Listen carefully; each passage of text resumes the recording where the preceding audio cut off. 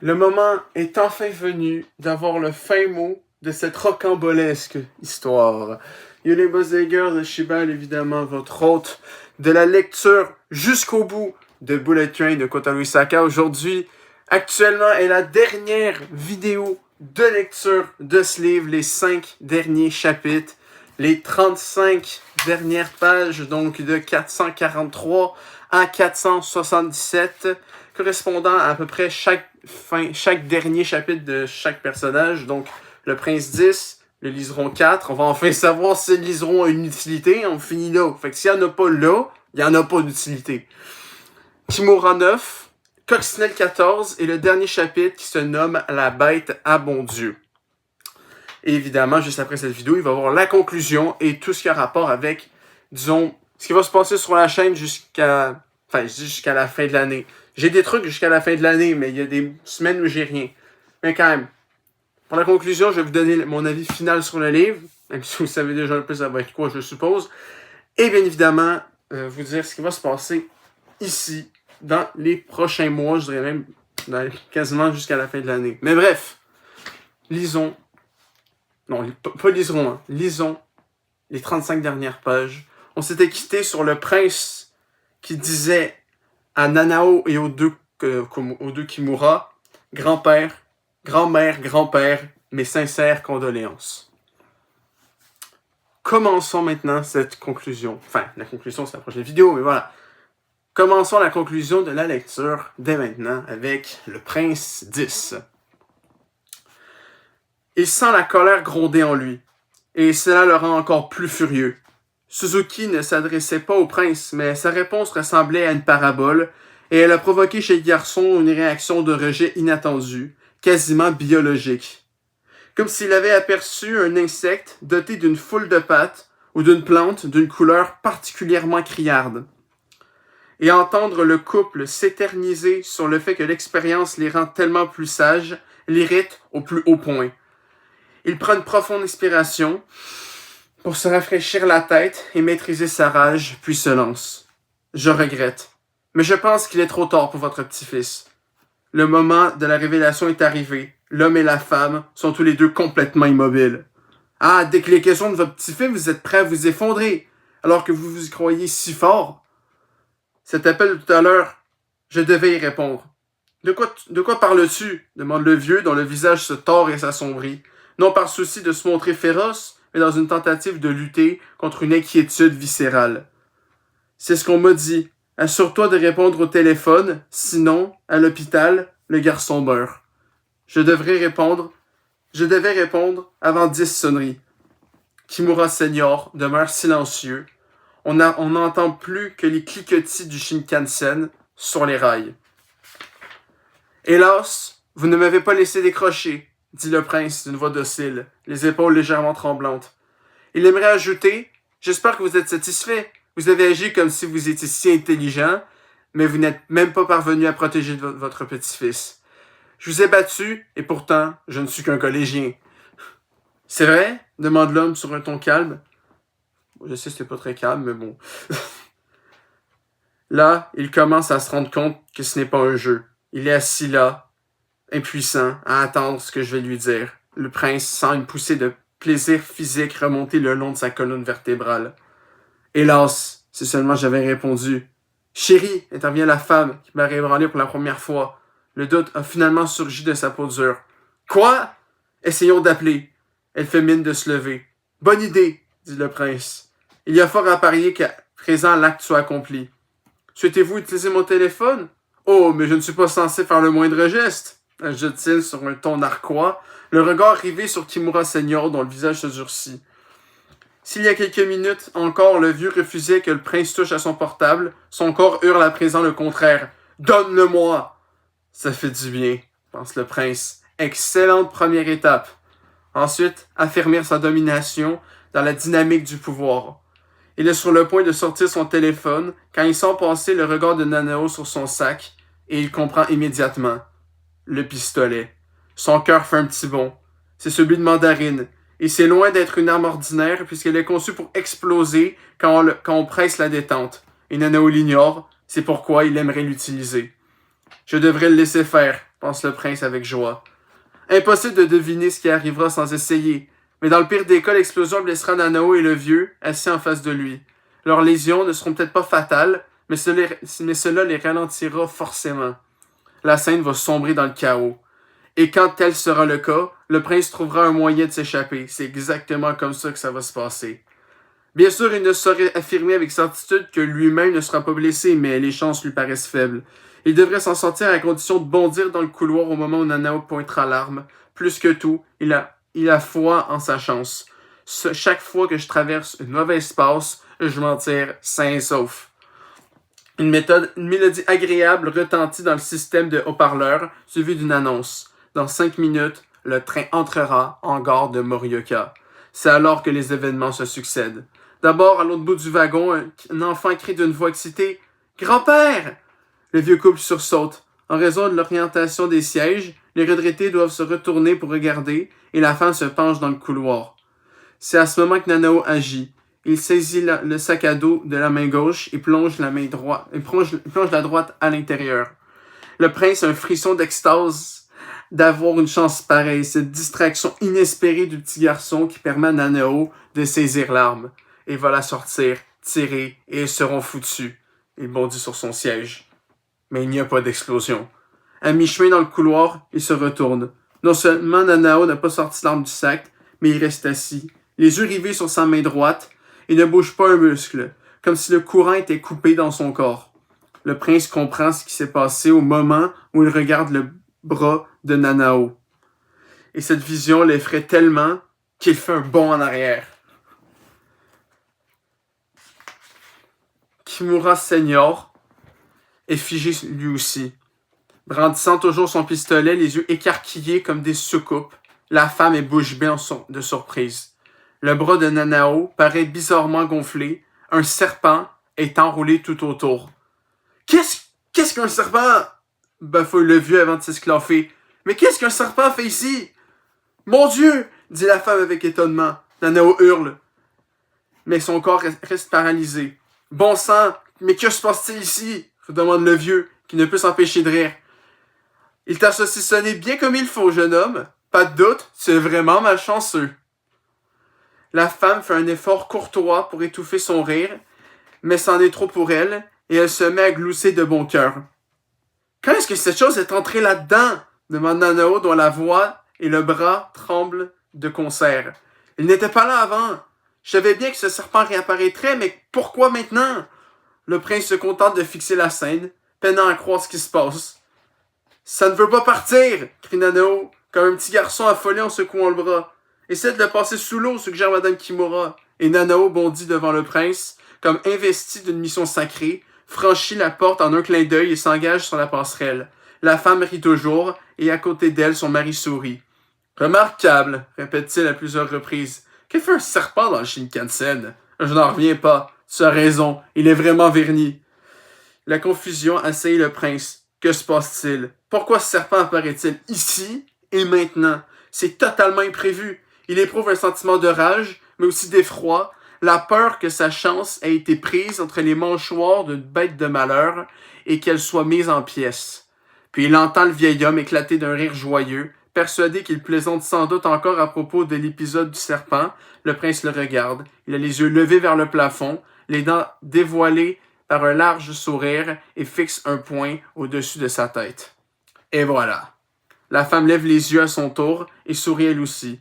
« Oh oui, c'est bien lui. » De quoi parle-t-il? Le prince suit le regard, tourne la tête dans tous les sens, s'attendant à voir entrer quelqu'un dans la voiture, le professeur ou Nanao, mais il n'y a personne. Ses yeux vont de gauche à droite, il se retourne vers eux, mais il regarde toujours dans la même direction. C'est alors qu'il remarque l'écran numérique suspendu au-dessus de la porte, et le message qui défile « Shigeru à Shigeru. Wataru en sécurité. Intrus liquidé. » Ah ah ah ah! Ah, le prince, là, il va bien se la fermer sa gueule, hein. Il y avait effectivement un mec qui était prêt à tuer le pauvre gamin.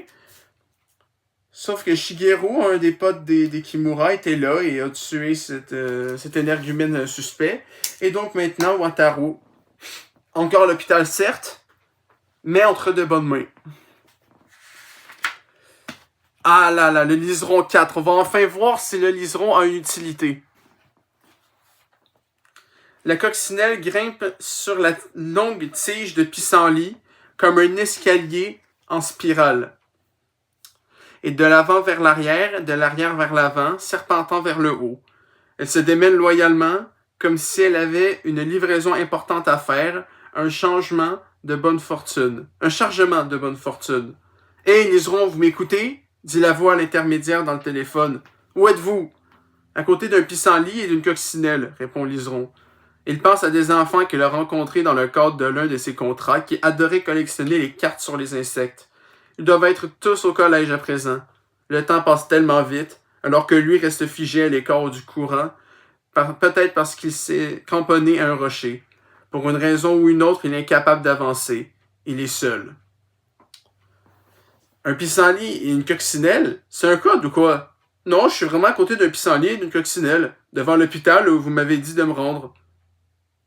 Je pense que maintenant je sais c'est qui. J'aperçois l'entrée principale. Et vous êtes où? Liseron a une envie inconsciente. Sa main se baisse vers le pissenlit et en arrache la tête jaune avec un pop satisfaisant. Je me trouve à proximité des chambres des patients. Mon ami m'a demandé de me diriger vers une salle spécifique, ce que j'ai fait. J'arrive juste à temps car un homme en blouse blanche vient de se pointer. Vous étiez censé attendre un homme en blouse blanche? Non, il m'a seulement demandé de me rendre dans la chambre d'hôpital de son petit-fils pour prendre des nouvelles du garçon. Au moment où j'arrivais, j'ai vu un homme en blouse blanche dans le couloir. Je me suis caché sous le lit. Ce n'était pas facile avec tous ces cordons, ces prises et ces fils emmêlés.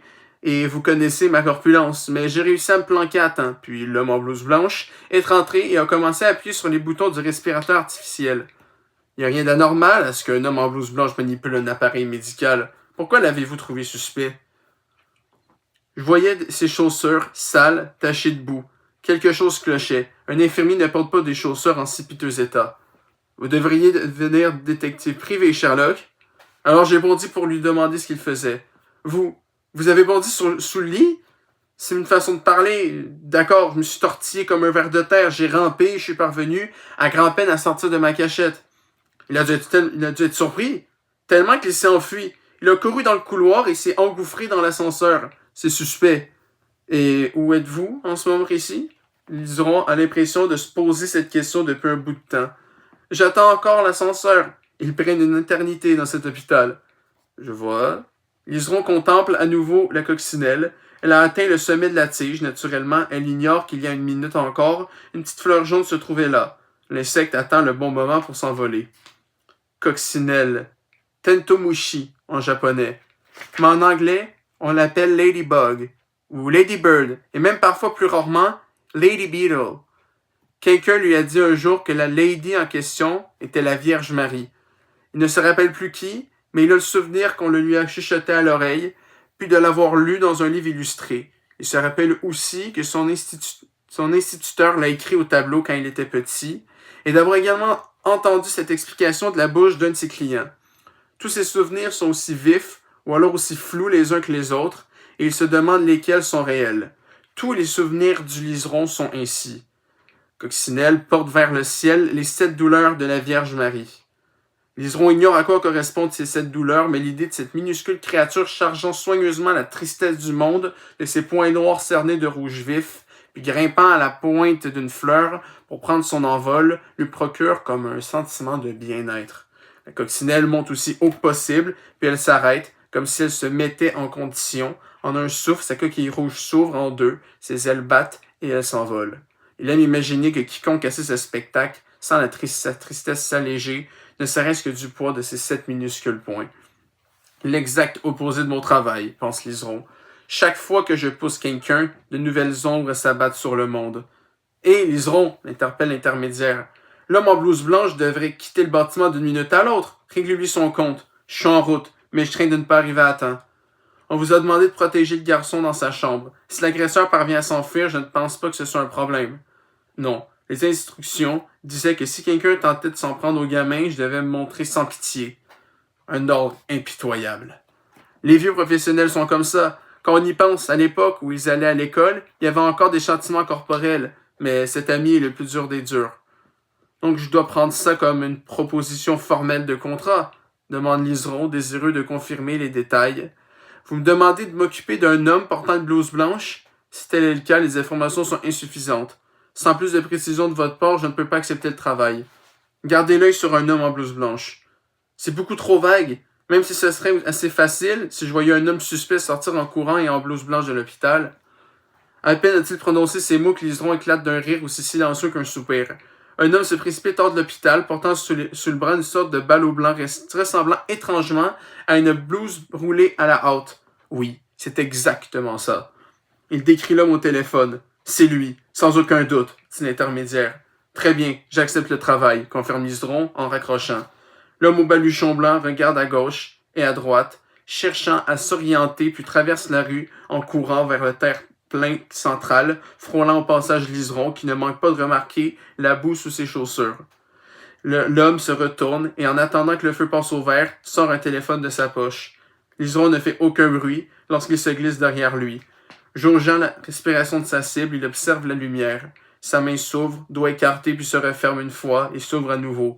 Il retient sa respiration, regarde sur la gauche, les circulations en sens inverse. Pas très dense, mais les véhicules roulent vite. Il évalue le moment propice, expire, se concentre sur le bout de ses doigts, effleure le dos de l'homme. Au même moment, la coccinelle s'envole et la tristesse de cet endroit est allégée, ne serait-ce que du poids de ses 7 minuscules poings noirs. Les freins de la voiture retentissent dans un crissement de pneus. Le téléphone glisse de la main de l'homme, tombé à terre. Enfin! 4e chapitre, enfin, on sait qui Liseron. Le Liseron, qui évidemment dans le film n'existe pas du tout, c'est un fait. C'est un ami donc de Kimura Senior et qui est donc celui qui s'appelle aussi Shigeru. En fait, Kimura Senior s'appelle Shigeru et le Liseron aussi s'appelle Shigeru. Et donc le message qu'ils ont reçu dans le bullet train. Donc le Shigeru à Shigeru, Wataru en sécurité, intrus liquidé. Ben voilà. Ce second Shigeru, c'est le Liseron. Donc je suis heureux, on a enfin une explication de c'est qui ce putain de Liseron. Et je suis très satisfait d'enfin le savoir et de savoir que c'est lui.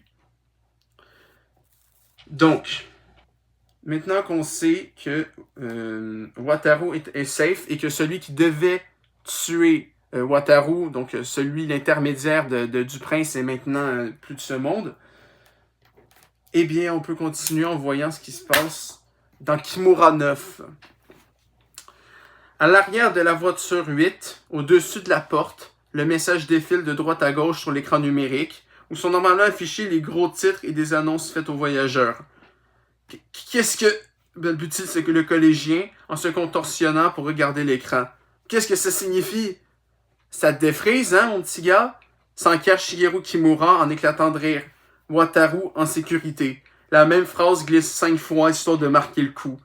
Tu es surpris? Demande à nouveau Kimura sur un ton moqueur, tandis que le soulagement se diffuse dans sa poitrine. Que s'est-il passé? Pour la première fois, le collégien laisse transparaître ses émotions. Il se retourne pour faire face à Kimura, les narines dilatées et le visage écarlate. On dirait que Wataru est sain sauf. C'est ça la nouvelle? Le prince paraît incapable de comprendre ce qui se passe. Tu sais, à l'époque, il était difficile pour les professionnels d'entrer en contact les uns avec les autres. Il n'y avait pas de téléphone portable.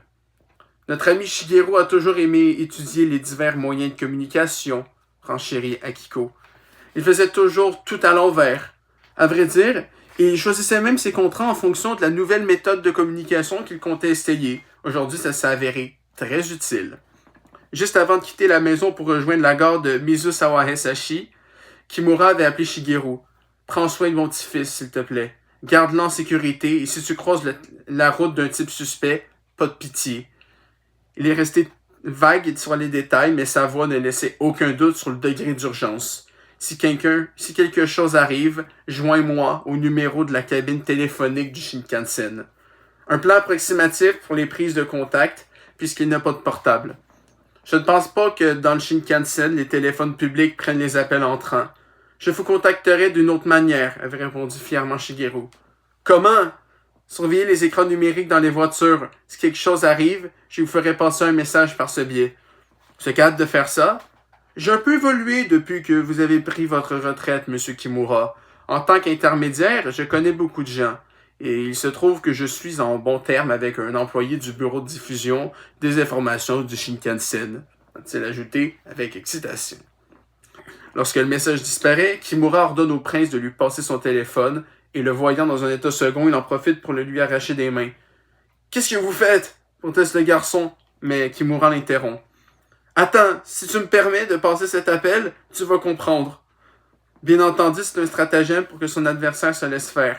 Kimura sort un bout de papier de la poche de sa veste et compose le numéro qui est griffonné, celui de Shigeru, qu'il a recopié chez lui. « Allô? C'est moi, Kimura. »« Hein? Monsieur Kimura? Vous avez un téléphone portable? » « Je suis à bord du Shinkansen. Un petit morveux suspicieux m'a prêté son téléphone, explique-t-il en pointant son arme sur le collégien, comme auparavant. Pile au bon moment. Je viens de vous faire transmettre un message sur les écrans digitaux de votre train. Nous l'avons vu. Qu'est-ce que tu entends par « Je viens de vous faire transmettre un message ». Qui l'a transmis? Je l'ai dit, le type qui dirige le système de diffusion des informations du Shinkansen. Kimura n'a aucune envie de perdre du temps à demander des détails techniques. Monsieur Kimura, j'ai une bonne et une mauvaise nouvelle à vous annoncer. Kimura fronce ses sourcils. Il y a 30 ans, chaque fois que Shigeru accompagnait les Kimura sur un chantier, il parlait toujours de bonnes et de mauvaises nouvelles. Laquelle souhaitez-vous entendre en premier? Commencez par la bonne. L'homme qui a ciblé votre petit-fils est en bas dans la rue, écrasé comme une crêpe par une voiture. Affaire réglée, répond Shigeru en un seul souffle. C'est toi qui t'en es chargé? Non, un professionnel. Un type avec de vraies compétences. Pas comme moi. Ah, ben autant pour moi, en fait. Le liseron, c'est pas Shigeru. C'est l'intermédiaire de Shigeru. Ok, donc il y a Shigeru Kimura qui a demandé à Shigeru, à l'autre Shigeru, qui a demandé au liseron. Donc le liseron, c'est pas c'est qui, mais c'est celui qui a tué celui qui devait tuer Wataru. Donc au final, même si c'est pas le Shigeru, même si c'est pas ce que je pensais, c'est quand même pas un mec inutile. Heureusement, dis-moi. Tu n'as pas tort sur ce point. Wataru est à l'abri du danger, cela se confirme. Et le poids que Kimura sentait peser sur son estomac s'allège enfin. Bon, quelle est la mauvaise nouvelle? Le Shinkansen commence à perdre de la vitesse. Le bruit des rails se modifie. Les secousses s'atténuent, comme si le train relâchait lentement son emprise sur la voie qu'il tenait si fermement jusqu'alors. Ils ne tarderont pas à entrer en gare de Morioka. Le collégien observe Kimura les yeux grands ouverts. Puisqu'il ne peut pas entendre toute la conversation, il serait donc logique qu'il s'inquiète, mais il est trop concentré pour ce faire, tout affairé qu'il est à distinguer au maximum ce que dit la voix ténue à l'autre bout du fil. Impossible de baisser la garde avec celui-là, concède Kimura. La mauvaise nouvelle, répond Shigeru, qui semble choisir ses mots avec soin. Monsieur Kimura, ne vous mettez pas en colère contre moi, d'accord? Crache le morceau. Quand j'étais dans la chambre de votre petit-fils, j'ai dû me cacher sous le lit. Et puis j'ai bondi. Et puis quand j'ai bondi, toi, tu as bondi sous le lit. Depuis quand tu es si fringant? C'est une façon de parler, répond Shigeru sur un ton malheureux. Quand je suis sorti sous le lit, j'ai trébuché. Quelque chose est arrivé à Wataru? S'enquiert Kimura d'une voix dure. En effet, je suis sincèrement désolé. Kimura se retient de justesse de crier. Son ami a dû se cogner sur une machine, peut-être même l'a-t-il cassé. J'ai trébuché, ou peut-être devrais-je dire que je me suis débattu avec les fils. Toujours est-il que je l'ai réveillé, alors qu'il dormait si paisiblement. Il a ouvert les yeux, a murmuré quelque chose et a claqué des lèvres à plusieurs reprises. Je sais à quel point il vous est insupportable qu'on réveille les gens quand ils dorment, Monsieur Kimura. Je sais que vous détestez ça au plus haut point, mais je vous assure qu'il s'agit d'un acte involontaire. Tu es sérieux? Bien sûr que oui. Pourquoi lui ferais-je du mal? Je sais à quel point vous avez horreur d'être réveillé, et d'ailleurs, j'en porte encore les cicatrices. Alors, vous croyez vraiment que je m'efforcerai de tirer votre petit-fils de la sieste? Non, je veux dire, tu es sérieux quand tu affirmes que Wataru s'est réveillé? Quand Akiko entend cela, son visage s'illumine, tandis qu'en face d'elle, celui du collégien se fige. Le train approche du terminus et une poignée de passagers se dirige vers le couloir, se préparant à débarquer. Kimura craint un instant que l'un d'eux n'aperçoive son arme, mais ils passent tous devant lui et disparaissent sur la passerelle, à peine assez nombreux pour former une file devant la porte. C'est la vérité, votre petit-fils s'est réveillé. Je présente toutes mes excuses. Non, je suis très content de t'avoir demandé de l'aide. Lorsque Kimura avait appelé Shigeru, il est pratiquement son seul ami à Tokyo. Il n'avait aucune certitude que Wataru soit vraiment en danger, mais Shigeru a réussi à lui sauver la mise. Désolé de t'avoir infligé ça. Vous m'avez aidé bien des fois, monsieur Kimura. Oui, mais ça fait longtemps. J'ai pris ma retraite depuis un bail. C'est vrai. Bien que votre garçon, Yuichi, se soit lui aussi lancé dans notre branche. J'ai été surpris lorsque j'en ai entendu parler. Tu étais au courant? Tel père, tel fils, se dit Kimura avec regret, tout en pensant que la lignée des malfrats doit absolument s'arrêter avec Wataru. Pas question d'avoir tel père, tel fils, tel petit-fils. À vrai dire, Yuichi, je lui ai sauvé la vie à plusieurs reprises, ajoute Shigeru, penaud. Il répugne à sous-entendre que Kimura lui soit redevable. Il éprouve simplement des réticences à l'idée de rapporter à un parent les bévues de son enfant. Écoutez, reprend-il, je parlais de vous avec un ami, et pour lui expliquer qui vous étiez, il m'est venu un truc sympa. Quoi donc? Que les plus forts sont ceux qui résistent au temps, quelque chose comme ça, comme les Rolling Stones, comme vous, monsieur Kimura. Vous êtes un survivant, ce qui fait de vous le gagnant. Oui, d'accord, le vainqueur est un vieil homme, c'est ça? Explique Kimura avec bonhomie, puis il met fin à l'appel. Le Shinkansen décrit une courbe douce, témoignant une dernière fois de sa grâce et de sa puissance, avant d'arriver au bout de la ligne. Et le haut-parleur entend une annonce à propos des correspondances. Kimura rend le téléphone au collégien. Il semble que le message sur l'écran dit juste « Notre petit-fils Wataru est sain et sauf ». En liesse, Akiko se penche vers lui et lui demande de répéter. Le gamin ouvre la bouche. « Excusez-moi. Laissez tomber. Je ne répondrai à aucune de tes questions, déclare Kimura sans embâche. Nous sommes arrivés à Morioka de toute façon, alors écoute-moi bien. Il y a plein de choses que tu ignores. Tu ne sais pas qui est la personne à qui je parlais au téléphone. Tu ignores de quelle façon Wataru s'en est sorti et aussi comment il s'est réveillé. Tu ne sais rien de rien. Or, je suis sûr que jusqu'à présent, tu as toujours méprisé les adultes. Tu étais tellement certain d'avoir tout pigé. C'est comme avec ta petite question à la noix. Pourquoi c'est mal de tuer des gens? Tu t'es convaincu de tout savoir. Je l'admets, tu es un gars intelligent. Et jusqu'à ce jour, tu t'es bien foutu de tout le monde, de nous, les crétins. C'est faux, proteste le prince qui joue la comédie du gamin docile et impuissant. Mais il y a bien d'autres choses que tu ignores et que tu ne connaîtras jamais. Je ne te dirai rien et tu resteras dans ton ignorance crasse. Attendez, s'il vous plaît!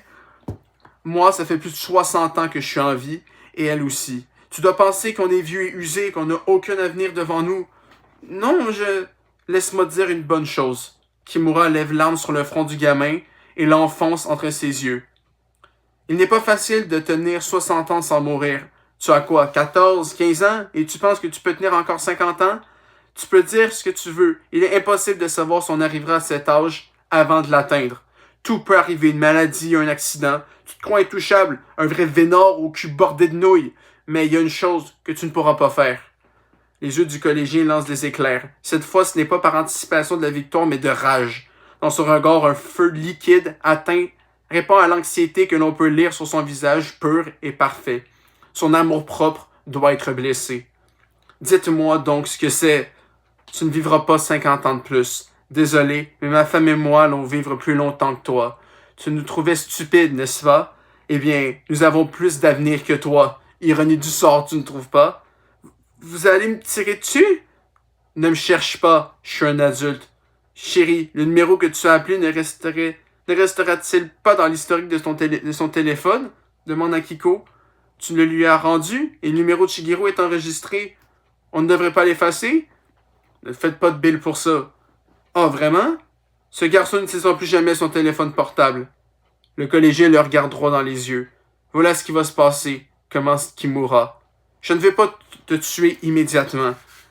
Je vais me contenter de te tirer dessus pour que tu ne puisses aller nulle part, puis je te porterai dehors. Tu sais pourquoi?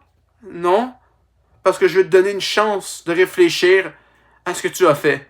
Le visage du gamin s'éclaire un peu. Une chance de réfléchir? Ne te méprends pas, j'imagine que tu es doué pour faire semblant d'être désolé, et je parie que tu es arrivé jusqu'ici en trompant tous les adultes avec ta petite comédie hypocrite.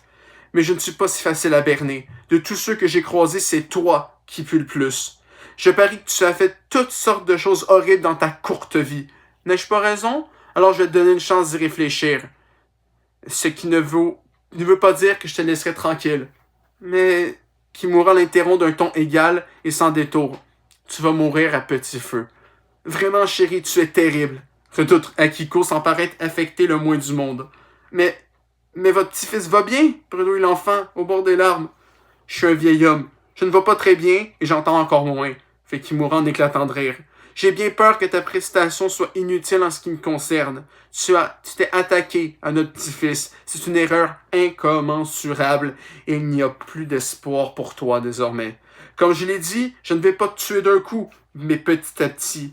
Et quand tu auras réfléchi longuement et sérieusement à tout ce que tu as fait, que se passera-t-il à ce moment-là? Demande Akiko. J'arrêterai de le trancher en petits morceaux et je commencerai à en découper de plus gros à la place. Le collégien paraît effrayé, mais semble aussi chercher à interpréter ce que signifient ces paroles. Et il ne s'agit pas d'une figure de style. Je vais vraiment te découper en morceaux et je n'ai aucune envie de supporter tes cris et tes pleurs. Donc je commencerai par faire en sorte que tu ne puisses plus émettre un son. Akiko lui tape sur l'épaule. Ah, pas encore? Puis elle se retourne et fixe le collégien en souriant. Tu sais, avant, j'essayais toujours de persuader mon mari d'y aller un peu plus doucement avec les gens. Mais cette fois, je doute de pouvoir l'empêcher de te faire ce qu'il dit. Pourquoi? Eh bien, il te l'a expliqué. Tu as fait du mal à notre petit-fils. Pensais-tu que nous te laisserons mourir facilement? Non. Pensais-tu que nous te laisserions mourir facilement? Le garçon semble subitement renoncer au stratagème et se sentant s'enfoncer dans un bourbier sans fond, il tente un dernier coup désespéré. Ton fils, l'alcoolique, est aux toilettes, allongé par terre dans sa pisse. Il est mort, mais avant de crever, il a jeun comme un bébé. Ta famille tout entière est faible, grand-père. Kimura sent une vague d'anxiété le traverser et grandir en lui, même s'il sait que c'est exactement l'effet recherché par ce garçon. La seule chose qui lui permette de garder son calme, ce sont les mots de sa femme, que sa femme prononce avec fermeté et une pointe d'humour. Notre Yuichi est un dur à cuire. Je suis certaine qu'il est en vie. De toute façon, il se ferait trop de soucis pour Wataru. Jamais il ne renoncerait, aucun doute là-dessus. Tu marques un point, acquiesce Kimura. Un géant pourrait le piétiner qu'il ne mourrait pas. Et sur ces dernières paroles, le Shinkansen entre en gare de Morioka. Voir le prince aussi faible, aussi sur le bord de crever, hein, littéralement, en fait techniquement, ou autant métaphoriquement que littéralement au fond, c'est, vu ce qu'on a lu sur lui, d'une jouissance rare, d'une jouissance incommensurable. Et disons que je suis très satisfait par ce qui arrive. Mais c'est toujours pas fini. Il reste encore une quinzaine de pages. Et c'est un personnage que ça fait un petit temps qu'on n'a pas entendu parler. C'est cette chère Coccinelle, hein, ce cher Nanao. Donc, dernier chapitre Coccinelle, le chapitre 14 de Coccinelle. Nanao se précipite vers le lavabo et asperge le serpent d'eau. Mais celui-ci se comprime encore plus fort sur son bras, ce qui rend l'homme frénétique. Il va me couper la circulation, je vais perdre mon bras. Paniqué, il l'appuie sur le bord de l'évier et écrase son autre poing dessous si fort qu'il le peut. C'est comme s'il écrasait un tuyau d'arrosage. Le serpent se ramollit et glisse à terre. Nanao détourne l'attention du lavabo et regarde en direction de la porte, où quelques passagers se préparent à descendre à Morioka. Il ramasse le serpent, hébété, et l'enroule en une bobine, le portant d'une manière qui, espère-t-il, ressemble à un petit sac en cuir, puis se dirige à la hâte vers la poubelle murale où il le jette. Son cœur se serre d'angoisse à l'idée qu'autre chose puisse lui sauter dessus, mais rien ne se passe. Malchanceux, mais je n'ai pas été mordu. Alors peut-être qu'en fin de compte j'ai du bol. Le Shinkansen continue de ralentir et son son aigu retentit. On y est presque. Ce trajet insensé est enfin terminé. Mais il s'imagine soudain empêché de descendre du train et la peur le fait frissonner à nouveau. Il faut retourner à la voiture 8, prendre la valise. Hein, vous l'avez oublié la valise, hein? Vous l'avez oublié? Moi aussi, je l'avais oublié aussi, j'avoue. Un petit groupe de voyageurs attend de débarquer et bloque la porte. Ils n'ont vraiment pas envie de le doubler. Une question lui vient à l'esprit. Qu'est-ce qui se passe entre le couple et l'enfant? Est-ce que le gosse va bien? Mais l'épisode du serpent l'a tellement secoué qu'il ne veut plus rien avoir à faire avec ce qui se passe dans la voiture 8. Il a décroché en quelque sorte il a décroché en quelque sorte. Les secousses du train s'intensifient une dernière fois, lui faisant perdre pied. Il tente de se rattraper au mur, mais rate son coup et s'écrase sur les genoux. C'est fini. J'en ai assez. Je me barre. Les freins se mettent à grincer. Le train fait une dernière embardée sauvage avant de s'arrêter définitivement. Le train s'arrête devant le quai en expirant lourdement, puis les portes s'ouvrent dans un souffle. L'atmosphère du Shinkansen s'allège et délivre comme un sentiment de libération. Par un, les passagers franchissent la porte menant sur le quai. Ils ne sont pas très nombreux, mais ils prennent leur temps, veillant à ne pas perdre pied dans la descente. Une détonation soudaine fend l'air.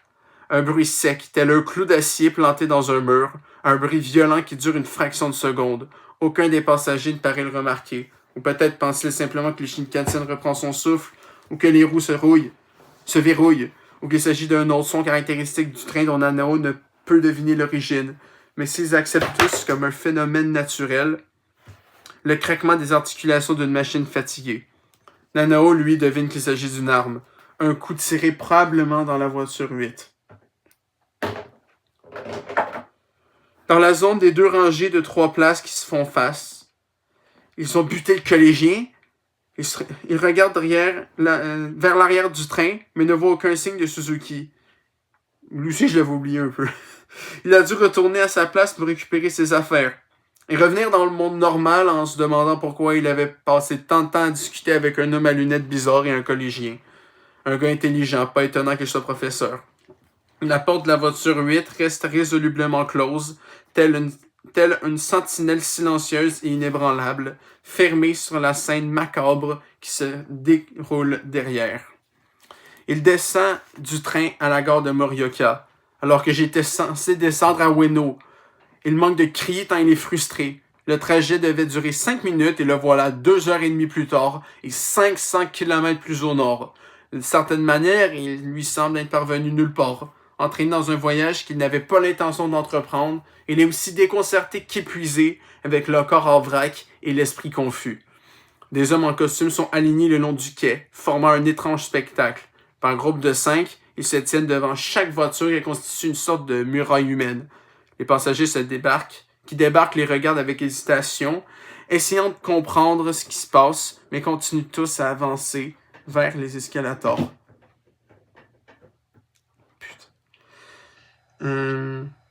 5 hommes se tiennent au garde-à-vous devant Nanao avec l'aisance disciplinée de soldats. Des soldats en costume. Tu dois être Nanao. Où est la valise? Que fais-tu à Morioka? Il s'attend à ce qu'il lui pose la question, mais il ne lui témoigne aucun intérêt, peut-être parce qu'il ignore à quoi il ressemble. Quelle qu'en soit la raison, il n'esquisse pas un mouvement vers lui. Au lieu de cela, ils se précipitent tous à l'intérieur, indifférents à l'idée de perturber l'horaire du Hayate, qui doit certainement être envoyé au dépôt, à moins qu'il ne soit nettoyé avant son retour à Tokyo. En tout cas, ces hommes s'engouffrent dans les voitures, comme s'ils s'apprêtaient à saccager la maison de quelqu'un. On dirait une colonie de fourmis minutieuses et implacables qui s'attaqueraient à un gigantesque ver de terre, creusant ses entrailles. Ce n'est qu'une question de temps avant qu'il découvre les cadavres dans les toilettes, y compris celui du loup que Nanao a abandonné sur son siège. Il commence à marcher d'un pas rapide pour s'enfuir aussi vite que possible. À l'avant du Shinkansen, il aperçoit un costaud entouré de ses sbires en costume noir, avec un faciès craquelé de dinosaure et une carrure de rugbyman. Minegichi, sans aucun doute. L'armée de fourmis à l'assaut du Shinkansen est constituée de ses soldats. Le chef de gare s'approche de Minegichi, probablement pour s'indigner de cette perturbation. Il semble avoir compris que cet homme reptilien est le chef de file de Skao et le supplie d'y mettre fin. Bien entendu, Minegichi n'en fait rien, et impassible, il se contente de lui faire signe de s'éloigner. Le chef de gare, droit comme un i, commence à plaider sa cause. Nanao n'entend pas ce qu'il dit, mais il est clair que cela ne donne aucun résultat.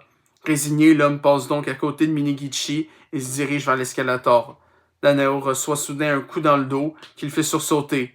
Ah! Non. Ah! Quintil en se retournant, la main déjà tendue vers le cou de son agresseur. Hé, bas les pattes! Clapit une femme vêtue d'un tailleur noir à rayures en le regardant avec des yeux comme des poignards. Maria! Souffle Nanao, incrédule. Qu'est-ce que tu... Comment... Ici... Détends-toi, c'est vraiment moi, pas un fantôme. Tu n'es pas à Tokyo?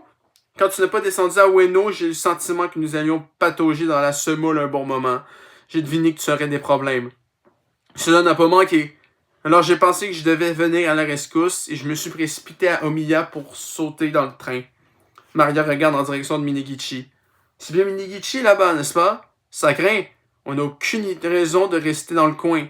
Et s'il nous interrogeait au sujet de la valise, trop flippant. Allons-y. Elle tire Nanao par le bras. Je pense qu'il est plus inquiet pour son fils. Quelque chose est arrivé à son rejeton? Mais avant que Nanao puisse répondre, Maria enchaîne. Oublie ma question, je veux pas savoir. Il continue à avancer vers l'escalator. Où étais-tu? Demande Nanao, qui a parcouru tout le Shinkansen sans la voir.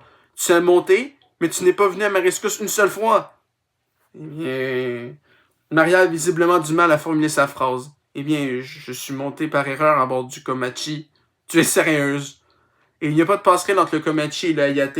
Je n'arrive pas à le croire. Pourquoi ces deux trains sont-ils seulement reliés à l'extérieur? Même un enfant de maternelle, c'est ça. Il y a des choses que les enfants de maternelle connaissent et que les adultes ignorent. Mais comment as-tu deviné que je resterais à bord jusqu'à Morioka? Il a failli descendre à Ichinoseki. Et si j'étais descendu à Sendai? C'est ce que j'imaginais, mais... Je me suis endormi. Les yeux de Nanao grands ouverts. Tu t'es endormi malgré tout ce qui se passait? Je te l'ai déjà dit, j'ai passé la nuit à regarder des films. Pourquoi prends-tu un air si fier? Après avoir raccroché, j'ai pensé fermer les yeux une minute et quand je les ai rouverts, nous avions dépassé Sendai. Je t'ai appelé. J'étais très inquiet, mais tu n'étais pas descendu, bien sûr. C'est là que j'ai su qu'avec ta chance coutumière, tu tiendrais jusqu'au terminus. Tout ce qui m'est arrivé et toi, pendant ce temps, tu roupillais. C'est toi qui as fait le gros du boulot. Moi, je dors. Le sommeil est un élément essentiel à mon travail. Je pensais que tu étais fatigué parce que tu avais regardé Star Wars toute la nuit. Nanao repousse sa frustration, rattrape Maria et se met au pas à ses côtés. Et qu'en est-il de Mandarine et Citron? Morts, l'un comme l'autre, planqués dans les toilettes du train. Combien de cadavres y a-t-il dans une Shinkansen, bon sang? Qu'est-ce que c'est, un corbillard à grande vitesse? Combien? Voyons voir. Nanao fait mine de les compter puis renonce. 5, 6, je dirais. Pourquoi pas 7? Tu comptes les points sur une coccinelle? Mais ils ne sont pas tous morts de mon fait. C'est comme si tu transportais la malchance des autres pour leur compte. C'est pour ça que je suis malchanceux à ce point? Dans le cas contraire, il n'y aurait aucune raison d'avoir si peu de bol. En quelque sorte, tu aides probablement les autres. Ne sachant pas si Maria profère des éloges ou des railleries, Nanao ne dit rien. Alors qu'ils sont sur le point d'emprunter l'escalator, un lourd fracas se répercute derrière eux. Nanao le sent jusque dans ses vertèbres, le tremblement d'un mastodonte qui s'effondre, quoique les vibrations proviennent peut-être du bruit que de la gravité de l'événement. Des cris s'élèvent. Nanao se retourne pour voir les hommes en costume noir accroupis sur la plateforme, essayant de soutenir une personne à l'endroit, même où Minegichi se tenait si fermement sur ses pieds un instant plus tôt. Le patron de la pègre gît à terre, renversé comme une poupée. « Qu'est-ce qui... » demande Maria. Elle se retourne pour voir. Une foule s'est formée sur le quai. « C'est Minegichi !» murmure Nanao. « Que s'est-il passé? Peut-être une crise d'anémie? » Nous ne voulons pas être impliqués dans cette affaire. Foutons le camp d'ici, ordonne-t-elle, en lui donnant un coup entre les omoplates. C'est vrai, ils ne gagneront rien à rester là. Nanao allonge le pas. Il y a un truc planté dans ton dos, crie derrière eux une voix. Une clameur s'élève autour de Minegichi, mais Nanao et Marielle ont déjà amorcé leur descente en escalator. Une aiguille! S'exclame une autre voix. Tu crois que c'est le frelon? Le frelon? Non, pas l'insecte. L'empoisonneur, précise Maria en clignant des yeux.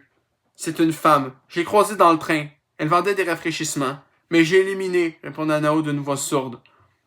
Une image lui vint soudain à l'esprit, celle de l'homme en costume croisé affrontant Minegichi. Le contrôleur? Quoi, le contrôleur? Il n'y avait pas un bruit qui courait, comme quoi le frelon pourrait être une équipe de deux? C'est vrai, un solo ou un duo. J'étais certain qu'il n'y en avait qu'un, mais peut-être étaient-ils deux dans le train, après tout. Il devait en avoir après Minegichi et son fils.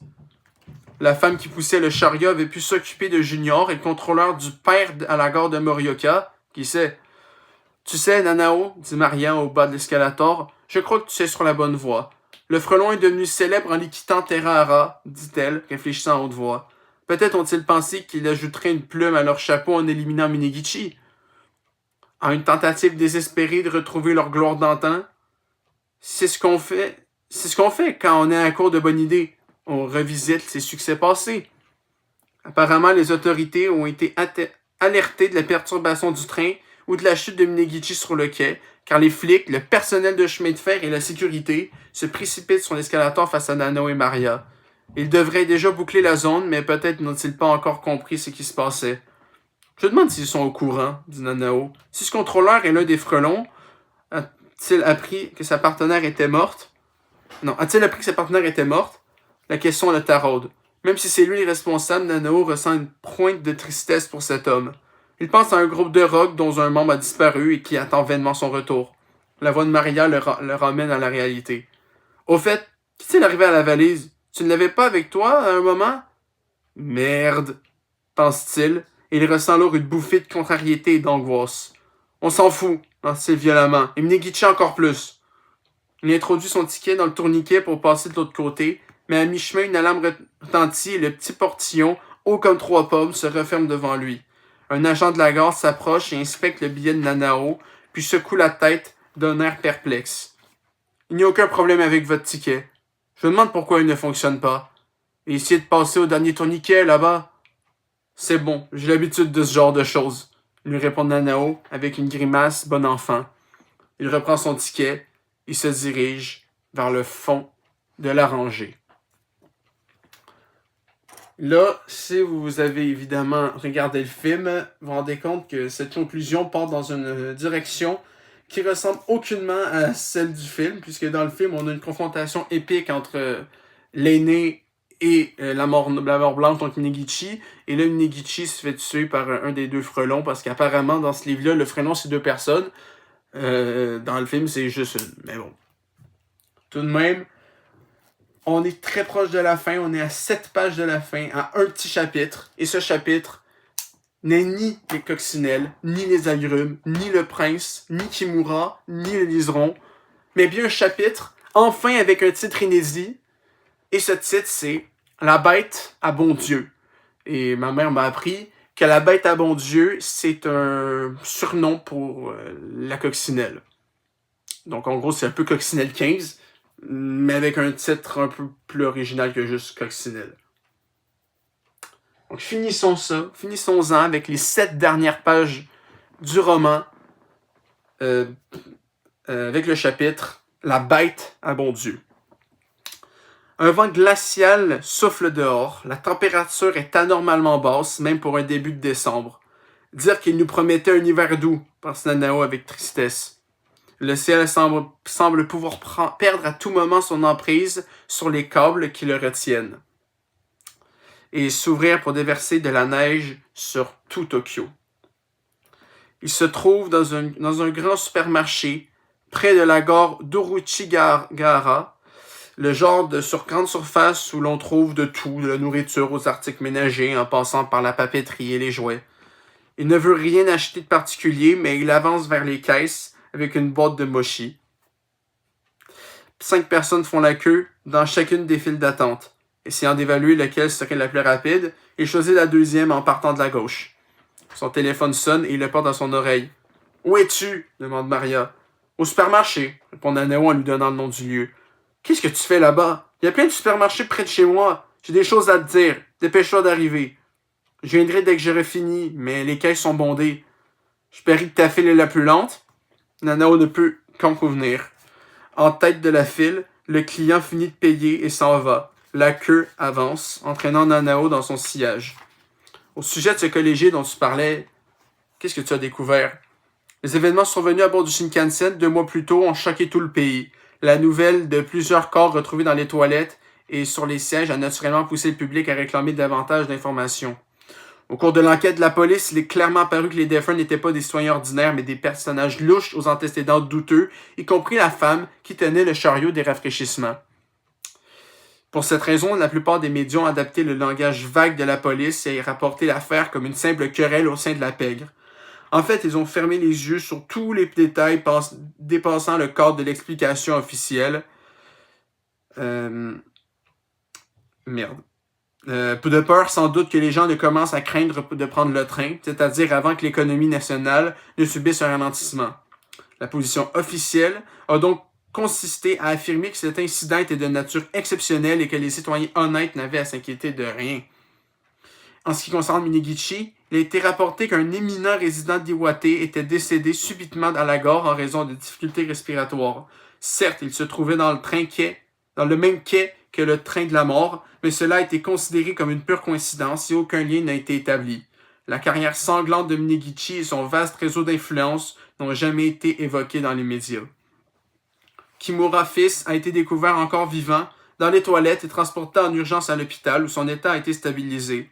Il n'y a pas eu d'autres informations sur cette histoire. Ce que j'ai également découvert, c'est qu'on a trouvé des traces de coups de feu dans la voiture 8, où tu étais assis, mais pas la moindre goutte de sang. Aucun renseignement n'a circulé sur ce qui avait pu arriver aux collégiens et à ce couple plus âgé. Nano ne doutait pas que le vieil homme ait pu tirer, collégien ou pas, avant de transporter le gamin hors du train en faisant croire qu'il assistait son petit-fils souffrant. J'ai cherché des cas de collégiens tokyoïdes portés disparus et je me suis rendu compte qu'il y en avait des tas. Mais dans quel pays vivons-nous? Des enfants disparus par centaines. Et puis j'ai entendu parler d'un petit corps retrouvé dans le port de Sendai. Le gamin n'a pas pu être identifié. Je me demande si c'était lui. Ça se pourrait. Comme ça pourrait être quelqu'un d'autre. Mais si tu veux, je peux t'obtenir des photos de tous les enfants disparus. Non, pas la peine. Fouiller dans ces photos serait trop déprimant. Et le professionnel, Kimura, il semble qu'il n'ait pas encore quitté son lit d'hôpital, mais il se porte beaucoup mieux. Son fils Wataru passe avec lui tout son temps. Ça lui fait chaud au cœur. Ok, donc les rôles se sont inversés. Il y avait Wataru à l'hôpital et tu avais Yuichi qui était à son chevet. Là, c'est Yuichi qui est à l'hôpital et Wataru qui est à son chevet. Bon. Au moins les deux sont vivants. Réjouissons-nous. Donc, non, je ne parle pas de lui, mais de son père et sa mère, la soixantaine, les Kimura Senior. Oh, eux! s'exclame Maria avec enthousiasme. Tu ne vas pas croire les histoires que j'ai entendues à leur sujet. Des légendes, ces deux-là. Tu as rencontré de gros poissons, laisse-moi te le dire. On croirait presque qu'elle le jalouse d'avoir pu assister au dernier concert d'un célèbre musicien. Ils m'ont donné l'impression d'être des retraités heureux. Eh bien, si les histoires que j'ai entendues sur leur compte sont vraies, ton collégien pourrait bien être mort, mais personne ne retrouvera jamais son corps. Qu'est-ce que tu veux dire? Ces professionnels de la vieille époque, quand ils prennent les choses au sérieux, ils peuvent se montrer assez extrêmes dans leur méthode. Comment ça, extrême? Et quoique Nanao vienne de poser la question, il coupe la parole à Maria avant qu'elle puisse répondre. Il n'y a aucune envie d'entendre parler d'une personne qu'on découpera en morceaux ou pire. Plusieurs hommes blessés par balle ont été retrouvés dans la voiture 8 à Morioka. Hurlant tous à l'agonie et tous touchés par 4 balles dans les épaules et les jambes, afin sans doute de les immobiliser. Les coupables sont forcément les Kimura, qui ont été obligés de se frayer un chemin hors du train quand ils grouillaient d'hommes de main de Minegichi. Nanao peine à imaginer ce couple de personnes âgées en pleine action, leur mettant méticuleusement 4 balles au même endroit comme pour les estampiller d'un sceau officiel. Pourtant, cela ne pouvait pas être le fait d'un autre. J'ai aussi réfléchi à quelque chose. Tu me diras quand je serai chez toi. Je te donne juste un aperçu, lance Maria excitée de partager sa théorie avec lui. J'ai l'impression que notre contrat ne venait pas de Minegichi, mais des frelons. Quoi? Mais c'est toi qui disais que nous bossions en sous-traitance pour Minegichi. C'est vrai, mais ce n'était qu'une supposition de ma part. Sérieusement? Imaginons un instant que les frelons aient voulu s'en prendre à Minegichi et à son fils. Mandarine et Citron les auraient gênés dans leur sinistre entreprise. Or, si nous leur voulions la valise, cela déstabiliserait les jumeaux à coup sûr. En d'autres termes, tu penses que nous avons servi de diversion? Demande Nanao, abasourdi. Absolument! Ils avaient besoin d'une ouverture pour piquer Junior et ils nous ont engagés pour piquer la valise. Oh putain, je viens de comprendre. Si c'est vrai, celui ou celle qui t'a contacté pour te donner sa localisation après le départ de Tokyo était donc soit la fille des rafraîchissements, soit le contrôleur, raisonne Nanao, et donc un des deux frelons. L'une comme l'autre pouvant se déplacer librement dans le train et inspecter ce qui se passait sans éveiller les soupçons. Il se pourrait même que ce soit eux qui aient contacté Minegichi en cours de route pour entretenir la confusion dans le train. Là, je vous jure, c'est extrêmement différent du film. Hein. Là, c'est vraiment pas ça. Le frelon, c'est une personne et elle se fait tuer très rapidement. Pourquoi aurait-il... Mais alors, ça fait tilt. Pour pouvoir tuer Minegichi à son tour, bien sûr. Le faire venir à la gare leur faciliterait grandement les choses. Lorsque Nanao raccroche, la file d'attente a à peine avancé. Il regarde par-dessus son épaule et remarque que des personnes se sont alignées derrière lui. Puis il voit un homme au bout de la file et manque de l'interpeller. Il s'agit du professeur de la classe préparatoire, Suzuki, vêtu d'un costume, en bonne santé, un panier rempli de provisions dans une main. La personne Nanao à son tour et ses yeux s'écarquillent. Mais presque immédiatement, il se détend et sourit. Heureux de cette rencontre fortuite, mais qu'ils ne se connaissent à peine, c'est comme s'ils étaient de vieux amis. Nanao hoche la tête et Suzuki lui rend son salut. Puis son visage prend l'expression de qui se souvient soudain d'une chose importante et il change de fil. On entend le bruit d'un flot de monnaie tombant par terre. Une vieille dame devant Nanao vient de renverser son sac à main. Elle se baisse pour ramasser ses pièces. L'une d'elles glisse jusqu'au pied de Nanao et tourne sur elle-même. En formant un cercle, il tente de l'attraper, sans succès. Pendant ce temps, les files d'attente aux caisses voisines avancent à grands pas et Nanao entend Suzuki éclater d'un rire amusé. À la sortie du supermarché, Nanao retire de son portefeuille le ticket de loterie comportant au dos l'illustration malhabile d'un train et la mention écrite de son nom, Arthur. Il l'a trouvé dans la poche de Mandarine, dans le Shinkansen et empoché sans plus y penser jusqu'à ce qu'il retombe dessus avant de faire sa lessive. Cela lui a rappelé ce terrible voyage et il a failli le jeter à la poubelle. Mais quelque chose l'a retenu. Il n'aurait su dire exactement quoi. Il a alors remarqué que le supermarché avait émis le ticket se trouvait... Non, pardon. Il a alors remarqué que le supermarché ayant émis le ticket se trouvait à une station où il n'était jamais descendu et s'est résolu à faire le trajet. Je ne m'attendais certainement pas à te croiser ici, mon vieux. Suzuki se tient à son côté. Tu as bien fait de changer de fil. La mienne est toujours la plus lente. Les yeux de Suzuki se plissent de rire. J'ai commencé à faire la queue derrière toi. Je n'aurais jamais pensé que je sortirais le premier. D'ailleurs, je n'arrive toujours pas à le croire. Apparemment, Suzuki a attendu Nanao à l'extérieur, puis s'est demandé ce qui lui prenait tant de temps avant de revenir à l'intérieur. C'est alors qu'il a vu Nanao patienter sur le tirage au sort. Ici, il n'y a qu'une file d'attente, alors je ne m'inquiète pas, répond Nanao en riant. Tu as participé au tirage? Je ne serais pas surpris que tu gagnes. Ta malchance pourrait bien tourner ici. Je serais assez déçu que toute la malchance accumulée jusqu'à présent ne me serve qu'à gagner un chèque voyage.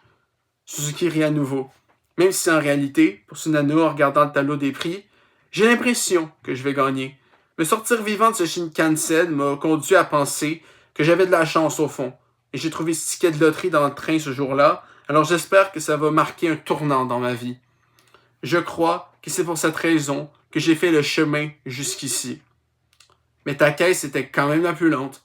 C'est vrai, dit Nanao, mais je suis aussi tombé sur toi. Ce n'est pas un coup de chance? Si j'étais une jolie fille, peut-être, répond Suzuki avec une pointe de pitié dans la voix. Dernière page.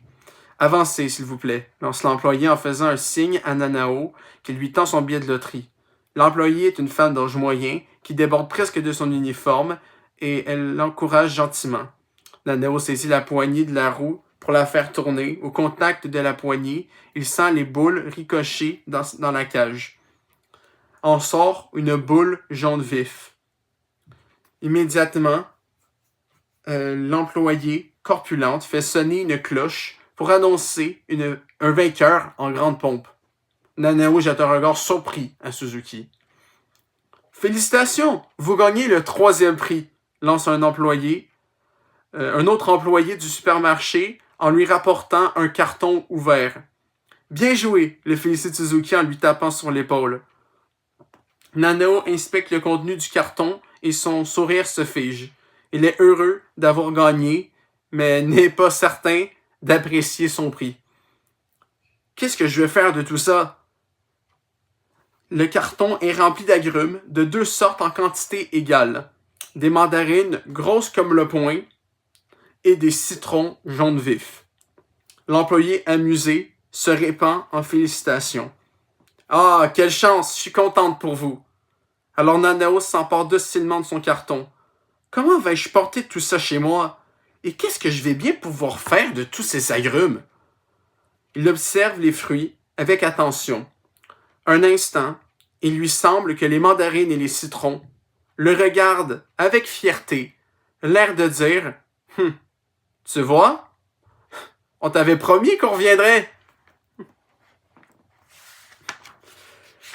Et c'est en ces mots que se conclut officiellement, après plus de 5 semaines de lecture, Bullet Train de Kotaro Isaka. En espérant évidemment que vous avez aimé autant que moi cette œuvre rocambolesque, finissant sur une note très burlesque, très, disons, très dans l'esprit de ce qu'on connaît de Bullet Train au fond.